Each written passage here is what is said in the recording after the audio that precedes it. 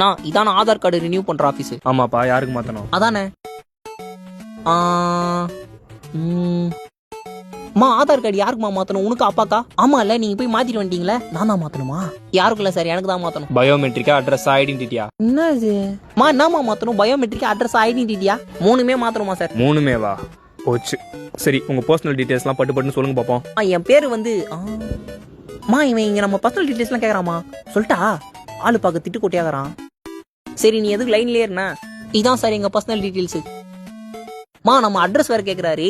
அம்மா, நம்ம அட்ரஸ் என்ன? இதான் சார் எங்க அட்ரஸ். ஒரு வாட்டி தான் மாத்த முடியும். கரெக்டா கேட்டீங்க? கரெக்ட் தான் சார். கரெக்ட் தான். மா, நான் சொல்ற அட்ரஸ் கரெக்ட் தானே? பிறந்ததுல இருந்தே அங்க தானே சார். உங்க அப்பாக்கு எத்தனை வயசு ஆகுது? 48. என்னப்பா இந்த கேள்வி உடனே பதில் சொல்ற?